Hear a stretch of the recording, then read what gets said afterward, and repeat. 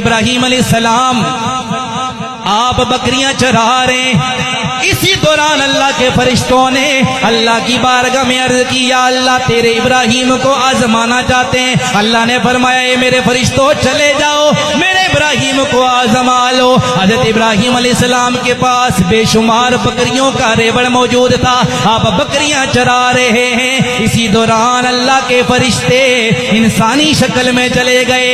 ابراہیم علیہ السلام کو جب بکریاں چراتے ہوئے دیکھا، انہوں نے قریب آ کر اللہ کا ذکر کرنا شروع کر دیا، اللہ اللہ کرنے لگے۔ جب اللہ کا ذکر شروع کیا، حضرت ابراہیم علیہ السلام وجد میں آ گئے، آپ پر وجدانی کیفیت طاری ہو گئی۔ تھوڑی دیر کے بعد فرشتوں نے ذکر روک لیا، آپ نے فرمایا اللہ کے بندو روک کیوں لیا، ذکر روکا کیوں ہے؟ وہ کہنے لگے ہمارا جو ذکر تھا وہ پورا ہو گیا، اگر اب ذکر سننا چاہتے ہو کوئی قیمت بھی دے دو۔ ابراہیم علیہ السلام نے فرمایا اگر قیمت چاہتے ہو میری آدھی بکریاں تم لے لو، مجھے اللہ کا ذکر سناؤ۔ انہوں نے آدھی بکریاں لے لی، اس کے بعد پھر اللہ اللہ کرنے لگ گئے۔ حضرت ابراہیم پر پھر کیفیت طاری ہونے لگی، تھوڑی دیر گزری، فرشتوں نے پھر ذکر روک لیا۔ ابراہیم علیہ السلام نے فرمایا اے بندو اب ذکر کیوں روک لیا؟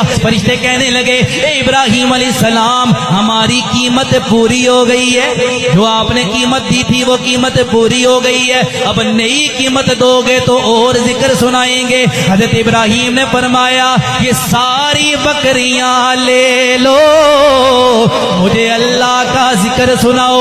انہوں نے ساری بکریاں لے لی، پھر اللہ کا ذکر کرنے لگ گئے۔ تھوڑی دیر کے بعد پھر ذکر روک لیا۔ حضرت ابراہیم نے فرمایا اب کیا ہوا ہے؟ وہ کہنے لگے قیمت پوری ہو گئی، اور قیمت ادا کرو۔ حضرت ابراہیم نے فرمایا اب تو مجھے دینے کے لیے میرے پاس کچھ بھی نہیں ہے، لیکن میں چاہتا یہ ہوں مجھے اللہ کا ذکر سناؤ، اس کے بدلے میں یہ ہوگا جو بکریاں میں نے تمہیں دے دی ہیں، مجھے اللہ کا ذکر سناؤ، اس کے بدلے میں ساری زندگی تمہاری بکریاں چرایا کروں گا۔